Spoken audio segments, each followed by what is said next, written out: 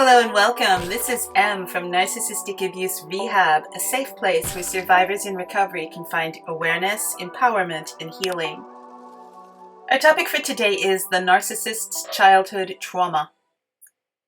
If this is something you've witnessed or learned about, I'd love to hear from you in the comments. When you share your lived experience, it really helps me and other survivors of narcissistic abuse gain important perspective in the face of what can be a baffling disorder. By the end of this video, you're going to have a greater understanding of the effects of childhood trauma on the narcissist. But before we get into our topic, I want to thank all of our subscribers and viewers for supporting this channel. We're building this channel for you, to help you on your healing journey. So please hit the like button and make sure you subscribe to help our channel grow. With that said, let's get into our topic, the narcissist's childhood trauma.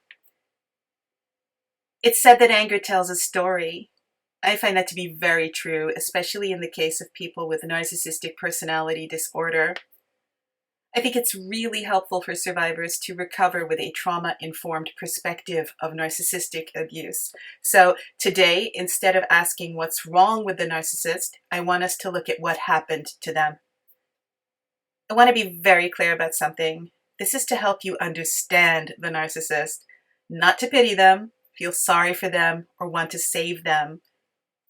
Recovery for empathic people means that we have to accept that saving another person is above our pay grade. Narcissists don't change, so they can't be saved. All that will happen is that you'll be psychologically crushed and made into an outward manifestation of the narcissist's inner turmoil. The big takeaway from understanding the childhood trauma of the narcissist is that while you are experiencing their crazy-making behavior, the verbal violence, the physical and financial abuse, none of it is about you. The narcissist is acting out variations on the horrific things they witnessed in their childhood. So let's zoom out of what they did to you and look at things from the wider perspective of where they learned the behavior and how this impacted the narcissist's mind. Early in my recovery, it used to really irritate me when the discussion turned to the narcissist's trauma. That was the last thing I wanted to hear about because I was so badly hurt myself that I honestly didn't care if the narcissist had been damaged at some point in their life. In time, in order to fully understand what happened, I had to open my mind and receive the understanding of just how psychologically fragile narcissists are. Why is this important? Well, the fact is that no matter how much they've hurt you, their behavior isn't about you. And this is something you'll only be able to accept once you can grasp what's really going on with the narcissist. In reality, by acting out their rage and contempt, the narcissist is communicating what they lived through during the most vulnerable stage of their life. Their cruelty and aggression is an expression of the trauma in their family of origin. This trauma is often intergenerational, and it's usually brought on by prolonged exposure to the cycle of narcissistic abuse between their parents. Through a trauma-informed lens, it becomes clear that the narcissist is using maladaptive methods to get their needs met because in childhood they developed a negative worldview and learned that they couldn't trust others. The narcissist never learned any self-regulation skills, so they externalize their feelings of envy and fury, consuming the life force of others to satisfy the emptiness inside, duping others as they feel they've been duped by all authority figures. At their core, the narcissist rejects all concepts of higher powers or authorities. In their never-ending rage, they feel like God let them down, so they become their own gods and act out their perceived superiority on others. This is why narcissists are obsessed with power and control. At some point in their childhood, the narcissist was traumatized by feelings of complete powerlessness and worthlessness. This is what's at the root of their pathological behavior.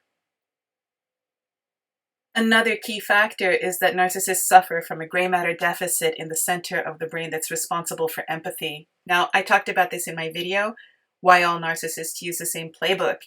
Now, I put a link for you in the corner, but also down below so you can check it out. The big takeaway is that narcissists are literally a can short of a six-pack. Genetics and the effects of long-term childhood trauma have caused the volume of gray matter to shrink. And this has occurred right in the center of the brain where social emotions like lust, pride, humiliation, guilt, atonement, and affective empathy are produced. This is the same area of the brain that reads body states like cravings and hunger, the area where habits and addictive behaviors are formed. So what science is telling us is that narcissists are brain damaged. They literally don't have the mental capacity to feel emotions like remorse or love.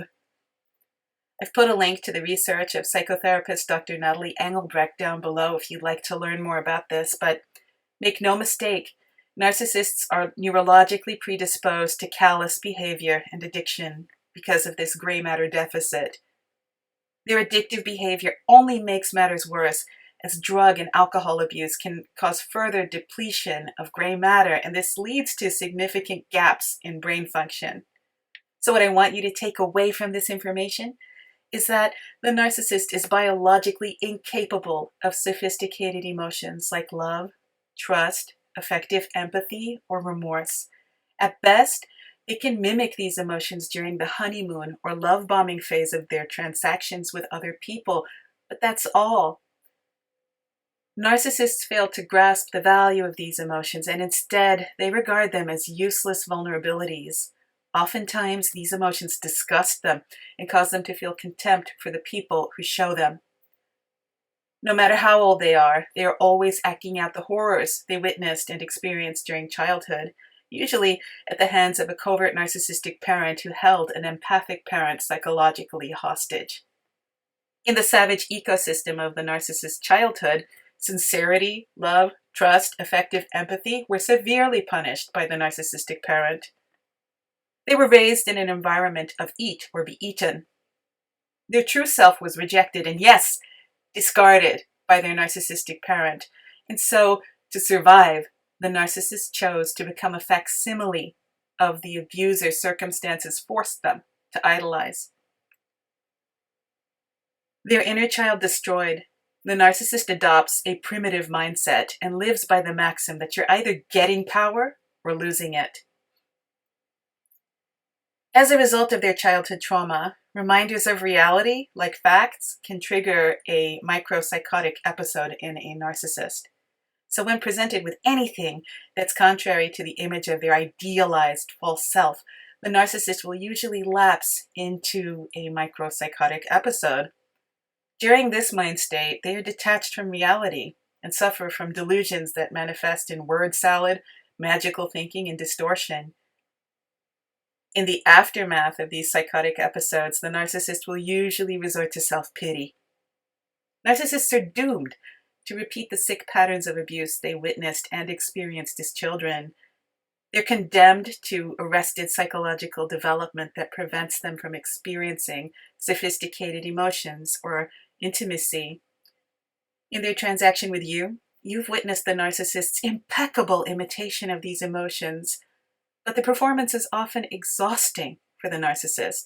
Eventually they get tired and bored with their own charade and torch whichever relationship is attached to that particular false persona. Now, I don't know what the narcissist in your life did to you, but I do know this: it's not about you. It never was. You're simply the target of a profoundly damaged and disturbed individual who is forever lashing out against the traumatic sense of powerlessness they experienced as children under the authority of their narcissistic parent, who they usually regard with a strange mixture of awe and thinly suppressed hatred.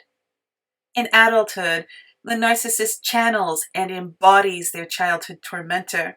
This could be the terrible parent who never apologized to anyone and severely damaged their spouse and children with fear and intimidation in the family of origin.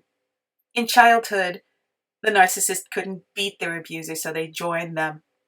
That weakness is what drives the narcissist's cruel and destructive behavior with you.